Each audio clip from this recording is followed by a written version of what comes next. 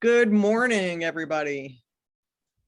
I am seeing people starting to sit down, which is fantastic. If you're wondering if you're in the correct breakout session, this is the transmission and storage breakout session. We're going to discuss how we can get to a zero carbon grid in Wisconsin and how we'll be able to move wind and solar electricity across the grid from where it's generated to where it is most needed. So with that, I am trusting that you guys can see my slides. This is a little weird because we're looking at an empty podium, but I'm assuming it's all good. So we're going to go forward.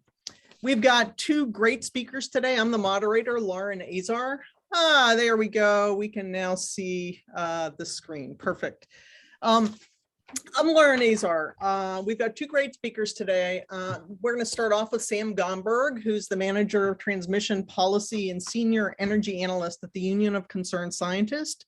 For nearly 15 years, Sam's experience in utility and transmission system planning, renewable energy integration, and clean energy policy.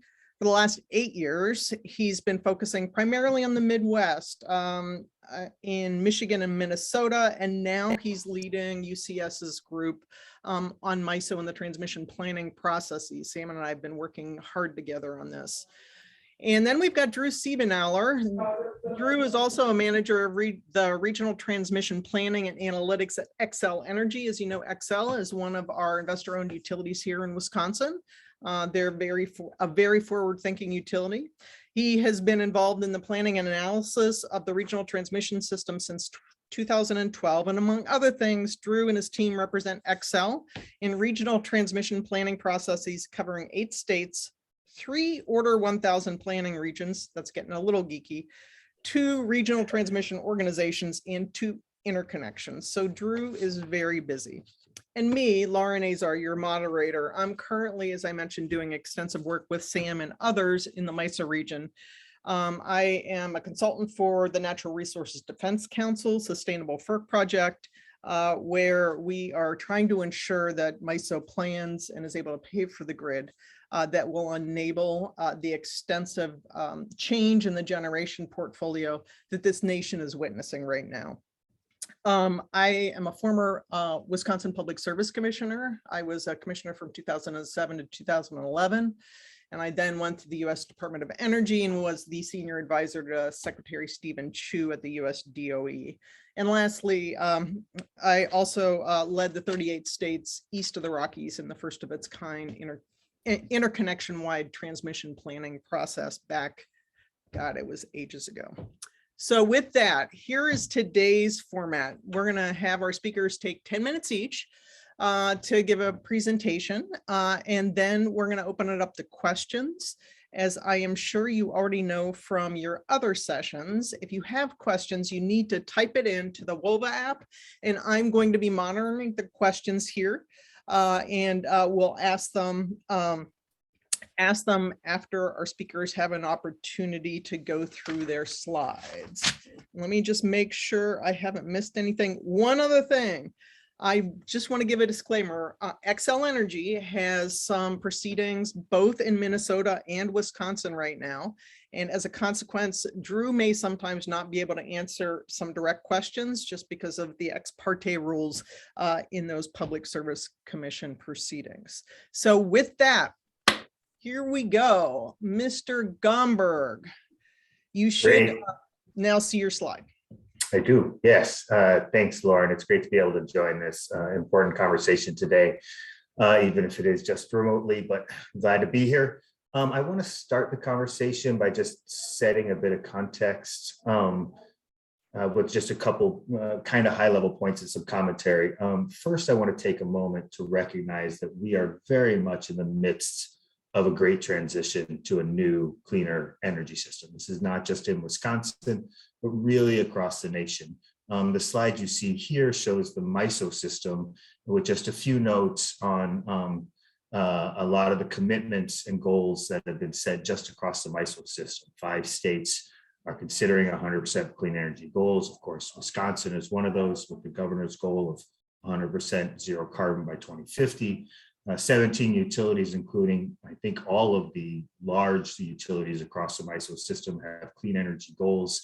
17 of them are greater than 80%. So we're really seeing this transition go on across the country. It was really awesome this morning to listen to Michael talk about the growth of renewables in Wisconsin. The idea that there's enough solar in the pipeline right now to be meeting upwards of 8% of Wisconsin's energy load in 2025 is remarkable, and quite honestly was unthinkable just 10 years ago. Wisconsin, like I mentioned, now has a goal to be carbon free by 2050.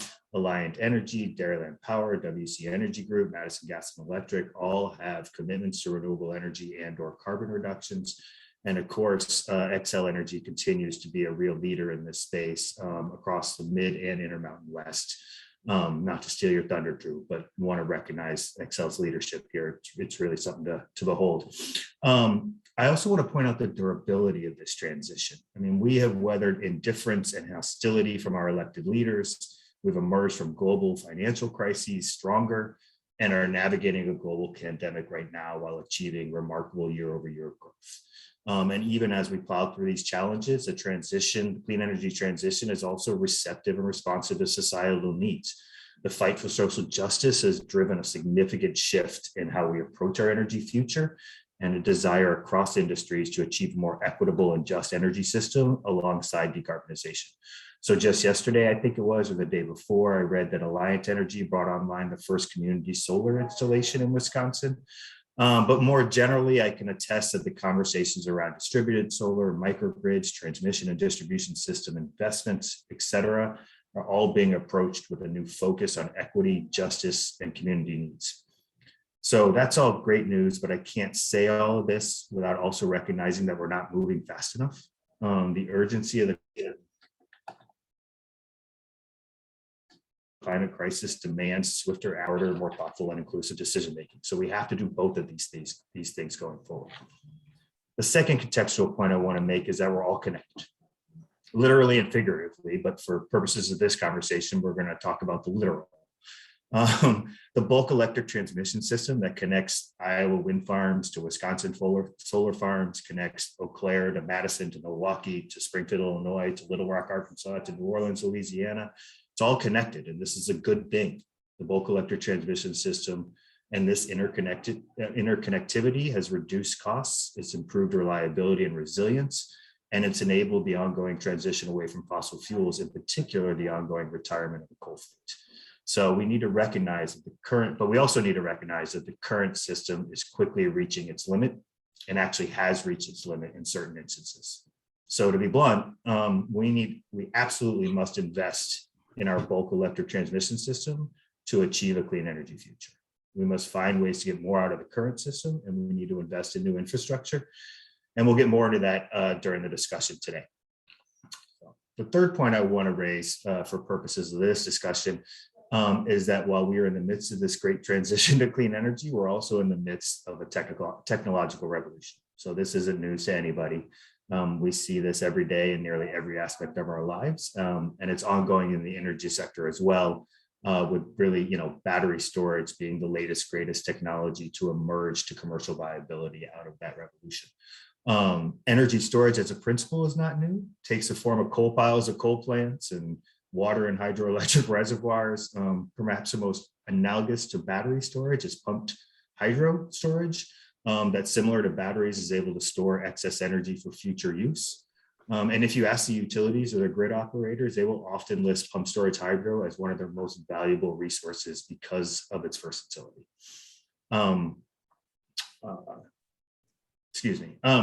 So fortunately, battery storage is quickly becoming the go-to resource. We're probably not going to see a lot more pumped storage hydro because of the ecological and environmental concerns. And because really water is becoming much more of a scarce resource. But we're seeing battery storage quickly become a go-to technology for adding flexibility and versatility to the system. Prices have come down dramatically, even as the capabilities have grown. And we haven't even seen the horizon in terms of advances in this field. And these resources are going to become more and more capable and cost effective, and therefore more valuable to the system and ultimately to consumers. So, and this is manifesting itself on the ground right now. Applications for battery storage systems, whether standalone or paired with renewable energy, are growing at an astounding, probably alarming to some rate. Renewables paired with storage will soon be the new normal if it isn't already for utility scale systems.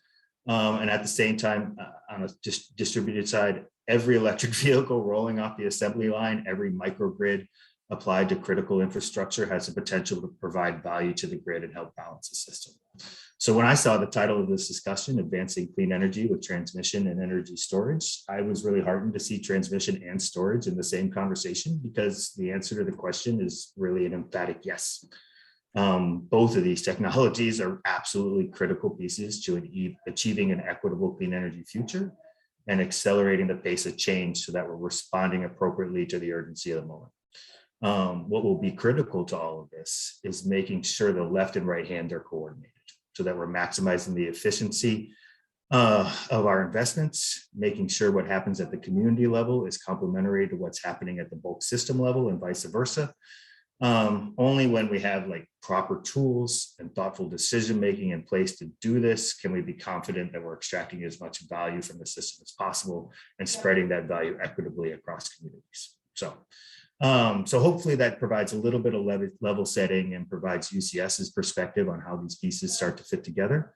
And I want to turn back to the transmission piece for a moment. So if you could go to the next slide, please, Lauren. So what we're seeing here is what we refer to as the bathroom curve or bathtub curve or the smile curve. And it's basically a representation of the interconnectedness between siting of renewable energy resources and the transmission necessary to deliver the energy from those resources to load. And what you see here is actually taken from a MISO presentation, MISO being the Mid-Continent Independent System Operator that controls and operates the bulk electric transmission system from Manitoba down to New Orleans. And they've presented this slide multiple times in stakeholder discussions, but basically what it comes down to is that pursuing just the most robust renewable energy resources or potentially pursuing renewable energy as close to load as you possibly can, neither gets you to the most cost-effective solution for meeting energy demand. And that really what we need to hopefully be pursuing is that sweet spot at the bottom of that curve that optimizes both the output of those renewable energy resources you're looking to connect and the transmission build out necessary to deliver those renewable energy resources, that energy to load. And this is where MISO has really grounded a lot of their transmission planning. And this smile curve or bathtub curve is not just applicable across the entire system. This is very much applicable to Wisconsin itself. So as Wisconsin thinks about meeting its needs, it needs to be thinking about balancing where the renewable energy resources that are robust, but also what is the investment necessary to deliver that renewable energy to load, and what is the sweet spots to make sure that we're maximizing the effectiveness of our investments. So we'll get a little bit more into this and we'll take questions on this, but I wanted to sort of preface the transmission conversation with this concept that we're not necessarily pursuing the most robust renewable resources. We are pursuing the renewable resources that can connect to the grid and deliver energy most efficiently and effectively. So I'll stop there and turn it over to Drew. And thanks so much. I look forward to the questions. Thanks. And before we get to you, Drew, I just want to remind folks to post their questions in the Q&A and not in the chat. It's the Q&A. If you want to exchange comments with other attendees, go ahead and put it in the chat. But the Q&A is really where you want to pose your questions to the speakers. All right, Drew, do you want me to go to the next slide or do you want to do something before that? You can stay right here for a second. Okay. Thank you for having me here. I always love coming to talk about these things. As a transmission planning engineer my entire career, my side of the world doesn't get out to talk a whole lot about these issues, but it's becoming more and more important.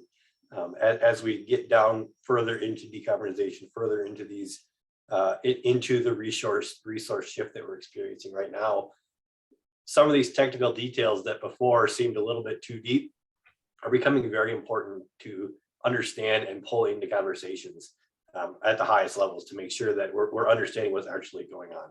This bathtub curve is an example of that perfectly. So in the late 90s, early 2000s, this curve shifted significantly when we saw a big acceleration of renewable resources coming onto the system. Being able to leverage those resources that had zero fuel cost really changed how the shape of this curve played out over large areas. Now, as we're entering into what I see as the next phase, another acceleration, getting into lower carbon resources, we're seeing this shift again, not because of those resources themselves, but because of the other technologies that are out there, storage being one of them. So what we're seeing right now is we're depicting some cost effectiveness, some cost curve for our plans. You can see the current number of plans. But as we go forward, as we lay the groundwork to get to those plans, to achieve those goals, we're constantly redoing this. We're constantly looking at the cost effectiveness because this shape changes daily. As new costs come out, as new technologies become more efficient, more readily available, this changes. The one thing that doesn't change in this is the optimal solution isn't a single solution. The optimal solution in all of this is trying to find the best mix of resources, the best mix of technologies, the best mix of system topology and operation to be able to come up with a plan that meets all our goals and also gets to the bottom of this curve to make sure that we're getting there in the most efficient way possible. I think you go to the next one now. One moment. There we go. So Don't getting panic, into everybody. Don't panic. Getting into the geeky side, I could talk about this chart for hours. I have talked about it for hours before. Hopefully we don't take hours to do it today. But essentially, this is the same chart that you just saw. This is a smile curve. This is the bathtub curve. What is showing here isn't necessarily the overall picture of what those costs are coming out at the end. This is showing how things balance as you go through and optimize the system. So it's a little bit out of order how I like to look at this set of charts. This is out of an MIT study on the value of interregional coordination in transmission development. So I first like to look at it's chart D on here, just the flat chart. So that flat chart paired with the scenarios that are across the bottom, all of the charts have the same scenarios. Basically what that's saying is it's looking at the same level of energy needed, but what we're doing is we're trying to optimize the level of energy that we're using, optimize the use of that over larger and larger areas. And then as we're optimizing over those larger areas, we're also optimizing the ability to move power within those areas through the use of transmission and storage in this. So a couple of things that have been tried and true for quite a while: as you increase the size of the pool of resources you're using, as you increase the number and types of demand areas that you have, loads that you have on the system, the ability to meet those needs is reduced. So this is the entire driver of what were called power pools. The first ones came around the 1960s with MAP. Those power pools then led into markets and RTOs. So the benefit of that was sharing resources. We're not building new resources to leverage to meet our demands. Instead, we're leveraging existing resources that are being underutilized to save those costs. So that's the C chart in here. That still is true. As you get a bigger area, as you better optimize over that area, you save money on the amount of generation that you need to install to meet those demands. As we have developed more and more renewable resources, again, as I said before, zero fuel cost. That's the driver. The resources that are coming online, the renewable resources in general, have a distinct advantage because they don't use a fuel. There's zero fuel cost, so there's zero cost added to those resources that need to be collected later. So as you see those develop more and more, as decarbonization gets further and further down the road, the chart A on the left there, that's going to keep going down as you optimize, as you rely more and more on these zero fuel cost resources. The next piece I look at in this is how do we do this? What's going on in the background that we're looking at this? That's F. So F is the different scenarios. So states is just looking at states. PA in this is planning areas. So that's the RTO, that's MISO that we've been talking about. USA is the entire country optimized. Plus AC is adding new alternating current transmission, typical transmission lines that you'd see. Minus AC is trying to optimize over that area without massive amounts of new transmission. And then plus and minus DC is the same thing with the HVDC transmission. So the large HVDC interconnections. As the amount of, as the area you're optimizing over grows, the amount of transmission needed to optimize intra-area use, so the use of the power within that area, that also grows. So your transmission grows in that. As you build that bigger, obviously those grow. As you're getting that bigger, one of the major shifts you see as you're getting that bigger and bigger area, finally getting to be storage energy. So it gets depicted a lot as a fight between transmission and storage. Couldn't be anything further from the truth. It's not a fight, it's an optimization. It's trying to figure out what is the best result between storage and how long you need to store, which is really the key in my mind, is duration, and how much transmission you have. Transmission in and of itself being an ability in some sort of way to store energy, because you're sending the power away that you have access. You're getting more power back when you need that additional resource, and you don't have it locally. So it's in a way, in and of itself, a way to store power, but different than typical storage systems that you see today, like battery or pumped hydro, things like that. On the web. Siri wanted to join. Sorry about that. So, this is the balance that we're seeing. This is the smile curve. As you optimize over a larger area, if you're using the correct resources, you're going to get to the bottom of that smile curve. And if you go too far in one direction, you're going to start going back up the other side of the smile curve. You're going to start becoming less optimal with your solutions, which if you're lower than you were isn't bad, but as you get further along, you can actually increase costs, relying too much on one technology.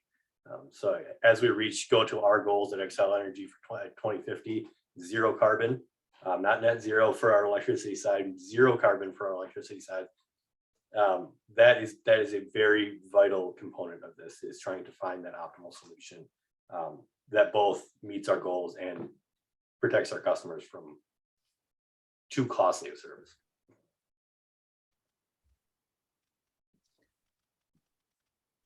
All right, Drew, should we turn to Q&A? Yes. I think so.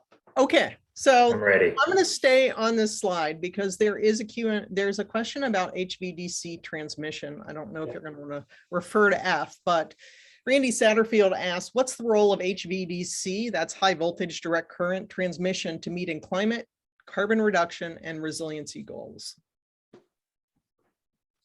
So go for it. You guys don't be polite, just jump in.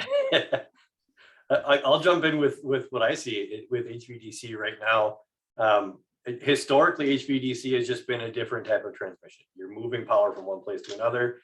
There wasn't a real distinct advantage other than the cost savings you get once you reach a certain mileage. So at that point, it was really just moving power over large distances and a lot of power to a specific point. So you're not really networked. You're not serving a bunch of different customers along the way. Now what we're seeing with HVDC, you have the convergence of both HVDC network capability, so you're being able to go to multiple places with your HVDC system, but also voltage source converter technology. I'm happy to dig into that with you later if you want to talk about it. But essentially what that is, it's a power electronics based connection. So instead of the mechanical connections we had with historical HVDC technologies becoming cheaper, becoming faster, becoming more capable to be able to do that, which is making HVDC more viable as an option. As we get into discussions like macro grids or large bulk power movements to specific locations. So if you look further out into, especially the MISO planning process or Future 3, which is very aggressive in a lot of different areas. Pieces like that is where you're going to see HVDC really start to shine, with the ability to move bulk amounts of power over large distances very efficiently and also provide a lot of ancillary services along the way. So I think it's kind of coming into its own, similar to storage. We'll see where it fits into that smile curve. Great. Sam, do you want to add anything there? I'm going to stop sharing that. Sure. I'll just add a couple of high-level perspectives. I think a few things people don't realize is, one, there really is very little HVDC on the ground, steel on the ground at, across the United States at the moment. So when you so when you ask what is the role, I think right now it is targeted. We want to look for those projects where the capabilities that Drew described are really going to provide a ton of value, and we want to get these onto the system and get more familiar with how they operate, how we use them, and what sort of the value stream is. I think the industry, or maybe the environmental community, didn't necessarily do themselves a lot of service by promoting the idea of a huge sort of macro grid on scale with the interstate highway system. I'll be perfectly honest, I'm not convinced that is the future of the US, not just because of siting concerns, but just, the cost, and does that get us to the bottom of the smile curve? So I'd say, from my perspective, what we're seeing is really targeted applications now. As electrification occurs, as renewables come online more and more, I think the use of HVDC will grow along with that evolution. For some reason, I'm seeing two screens. We'll grow the HVDC, the use of HVDC will grow along with that evolution, and we'll sort of we'll see where it goes, I guess is what I'm saying. So targeted at the outset, and then we'll see how the system evolves. Great, thank you. So this next question has a lot of votes to talk about it. So why is the current grid capable of distributing electricity utilizing old technologies, but doesn't pair well with renewable projects without significant upgrades? So I'm reading that as being, we've got a legacy system that can deliver electricity, but once you're adding more renewables, we need to upgrade that legacy system. So why do we need to upgrade the legacy system to enable higher penetrations of renewables? I can start there. Part of it is simply geography. There's a recognized need that we need to build renewable energy in areas where the resource is robust enough to be cost effective. And we need wires that to connect those resources where wires, typically weren't. So we're thinking about, rural areas, remote areas, and connected to larger load centers like cities. So that's sort of the baseline need. But the fact is, renewable technologies and inverter-based technologies perform differently, provide different value streams to the overall system. So it's not just energy that we're dumping onto the system and balancing. There are a number of things that honestly Drew can speak to better than I, like voltage support and frequency response, that really help balance the system and keep the lights on all the time, or most of the time. And typically, we need to find new ways to get those systems. So that will also involve upgrades to the system and upgrades to the transmission system. So it really is a legacy system built to accommodate outdated technologies, fuel-based technologies. So it shouldn't come as much surprise that we need to update that transmission system to accommodate these newer technologies. Great. And Sam, we're going to stick with you here for a moment. Somebody asked about direct line ratings, often referred to as grid enhancing technologies, or GETs. And the question is, what is the role of GETs to enhance the current transmission system? I'll go back to, this wasn't supposed to be my catchphrase, but targeted as well. I think it was really interesting to watch from the environmental community's perspective. I'd be curious, Drew, your perspective. As we started to realize that we needed to modernize the transmission system to accommodate high levels of renewables, grid enhancing technologies became sort of the flavor of the week. And there was a big push for just basically very widespread distribution, get FERC to mandate this on every line, we need it.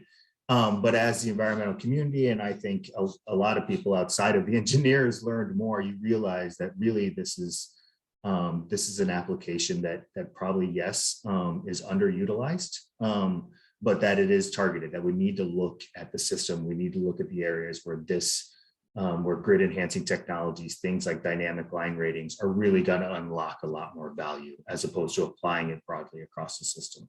And Drew, please correct me if I'm wrong. No, exactly right. There are, like everything else, it's very targeted.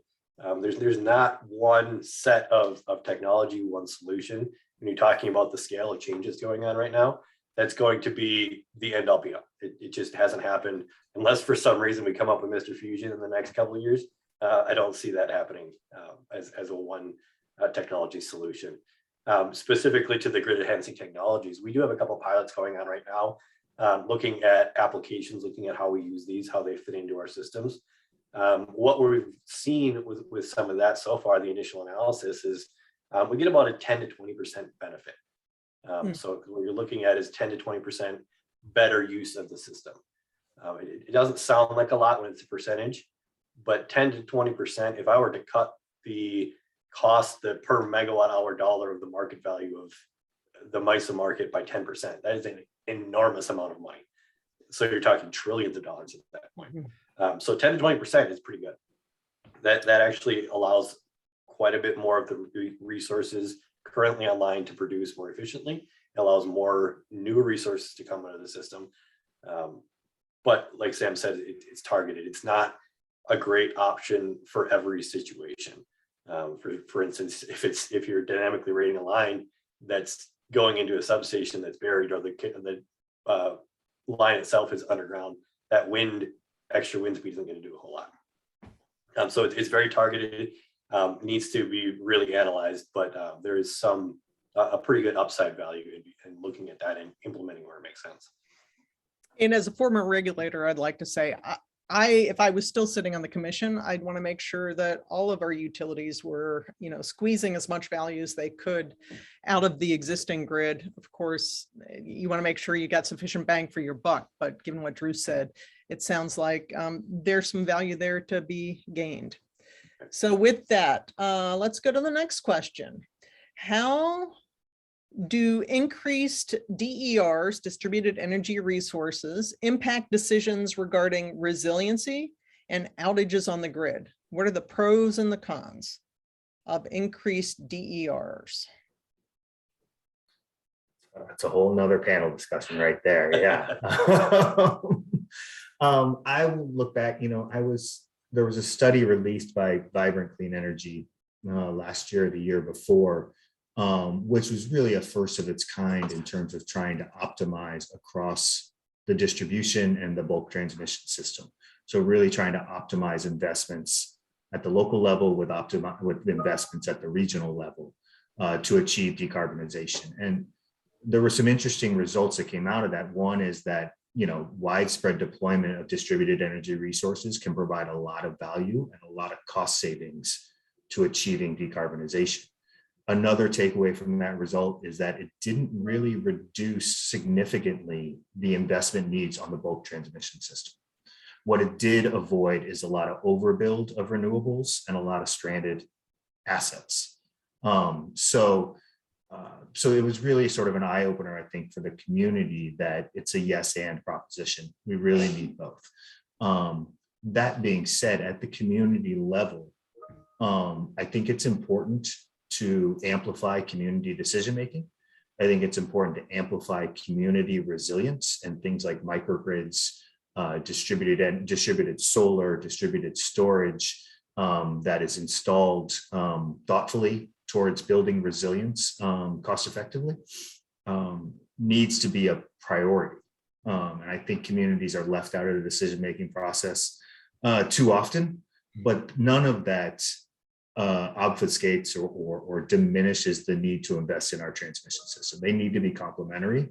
And we need the channels of communication. So that's just not decision makers talking to decision makers, but that's actually like, technologies talking to technologies to really get the benefit of both those investments and sort of make sure those are optimized across each other. Thank you. Let's jump to the next question. This is a little wonky, so I'm going to read the question, but I would then like you to explain it to folks who don't understand MISO and SPP. How are the adjacent ISOs and interconnecting utilities working together to address affected systems upgrades, i.e., what is MISO doing to minimize SPP affected system upgrades? So first of all, define affected system upgrades, please, and then move on. Sure, I'll take that definition, I guess. So affected system upgrades typically are referring to a subset of analysis that is done in the generation interconnection queue process in MISO and SPP that looks at what are the impacts to our neighboring system when these generators are being interconnected. Well, are we doing anything to the neighboring system, because they are very interconnected, that's going to require some type of upgrade for reliable service. The big thing that's been coming out recently is because of the massive acceleration of adoption of these resources, we're starting to see those affected system upgrades become hurdles, and not just small hurdles. Some of these are affected system results we're seeing are coming back that are killing projects by themselves. They're making projects in the queue uneconomic simply because that side of the system, that region needs an upgrade that's of such size that it's super expensive to get that unit online. So definition, affected system study is trying to make sure that the entire system, entire transmission system operates reliably. The issue being that those aren't always perfectly aligned. So do we want to talk just quickly about the JTIQ and explain how that's attempting to address this issue? Sure, I can talk about that a little bit. So a couple of years ago, MISO and SPP, the two RTOs in the Midwest, they came together, decided they needed to start looking at this issue because it was such a big deal. It was causing such an issue on both of their regions. So they came together and decided they need to study these together. The joint technical interconnection queue study. So that what they're looking at in that analysis is, how do we address these issues together? How do we make sure that these are being addressed in the most efficient way, and make sure it's done on a footprint wide basis? Now, along with that comes cost allocation. Again, another panel discussion by itself. And by the way, SPP and MISO just came out with their draft report of this study last week. So if you're really interested in that, I'd recommend you get on one of the websites and pull that down. Let's jump to the next question, because we got more questions rolling in. So what types of policies are currently working to ensure that we build a grid at the bottom of the smile curve? What policies do we need to enact to get there?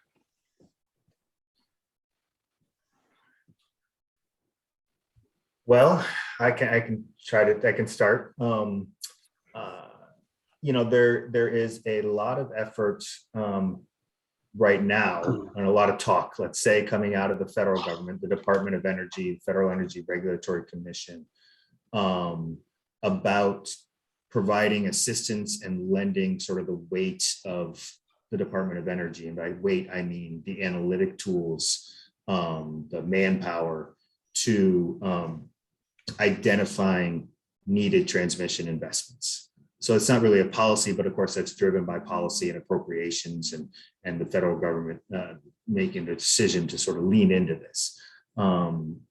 So that is one piece, and I think we need that. I mean, the Department of Energy is really critical here, not necessarily in terms of mandating this or that investment, but in terms of just the sheer computing power and manpower that they have to analyze all these moving pieces in tandem and find these optimal solutions that we've been talking about.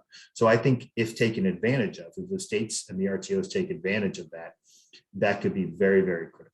Honestly, I think another piece of this also comes out of NOAA and all of their weather forecasting data, because as we move to a system that is not just reliant on wind and solar, that is weather dependent, but that also needs to be resilient to the impacts of climate change. NOAA's ability and forecasting tools to understand weather patterns and how they're going to change over time is also going to be critical to identifying cost-effective investments, and investments that are going to be cost-effective over their life, which can be 40 to 60 years if we're talking about transmission. So those are two, they are driven by policy because the federal government has chosen to do that. Another thing that is potentially coming from the Federal Energy Regulatory Commission, they have opened a docket, and we are expecting a new rulemaking around transmission system planning, which will define the process for how we go about this, and hopefully define a process that is much more forward-looking, much more robust than what some RTOs currently do. And that will help a lot as well, potentially driving much more robust planning, more stakeholder engagement, more forward-looking planning to find those investments that are going to be cost-effective over the long term. Great, thank you. Drew, do you want to add to that, or should we jump to the next question, which is somewhat technical? I like technical, but just quickly on that one, I would just say from my side of the world, from the technical planning side of the world, processes are there. There's been a few iterations of very similar types of planning that have been very successful. The MVPs, balanced portfolio, CREZ lines. We have a new project set in Colorado we're proposing right now, Colorado Power Pathway. They were all planned the same way. So there is a methodology out there that works. And in MISO embarked about 2 years ago on the long range transmission planning process, also called LRTP, which is intended to do just that, identify the most cost-effective way to ensure that the regional grid is, number one, reliable, but also is able to deliver the electricity of the dramatically changing generation portfolio, the high number of retirements. And so MISO is also working hard on that as well. So with that, here's the next question. We've got 3 minutes, Drew. Can you speak to the role of duration of energy storage? So short storage, short duration, long duration storage, why does it matter? So it really depends on what the role of storage you're trying to fill is. A lot of people are trying to fill, make storage look like a combustion turbine, a peaking plant, something like that. In that instance, duration becomes the issue of how long of a gap are you trying to fill. So what we've been seeing in some of our analysis, some of our work internally is there's some gaps in the capabilities and the weather patterns that help renewables produce energy, make renewables produce energy that are longer than current duration technologies we have. There is new technologies coming out all the time. I don't expect that to work against us for long. But right now, the typical duration is 4 hours. We see gaps in those renewable production times in the hundreds of hours. So that alone, there's a big gap there. Other applications of storage, you don't really even need an hour. I mean, it's constantly charging, discharging. That's the frequency balancing, voltage support, things like that. Duration really isn't an issue in those applications of storage because you're constantly balancing, rebalancing, charging, discharging. At that point, it's really about longevity of the resource rather than duration of discharge.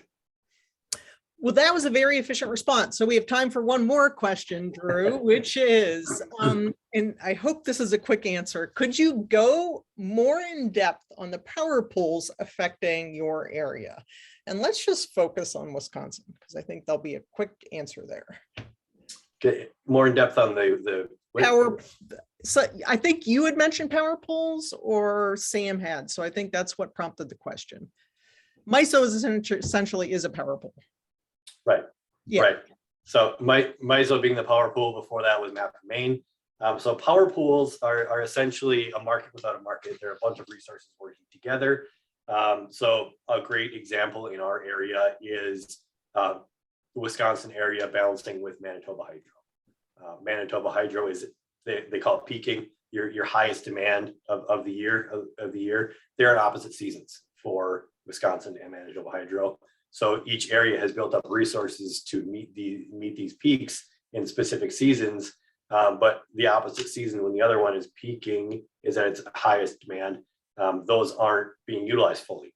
So a great balance, a great cost savings is to create a power pool where those resources are working together. There's contracts or agreements, or in the case of an RTO market, where these resources are bidding in and balancing how much generation is actually need to be built.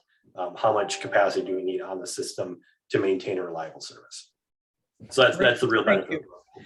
That's great. We are at the end of our session. I first want to apologize to Susan Miller. She asked a pretty technical question about different kinds of batteries, so I did not ask that. Sorry, Susan. With that, Sam, Drew, you did a wonderful job. Thank you so much. And thank you folks for attending this session. Have a great day. And I suspect you'll be heading to lunch soon. And at the Monona Terrace, they have very, very good food. I wish I was there in person. Thank you, everybody. Bye-bye. Thanks, everyone. Thanks.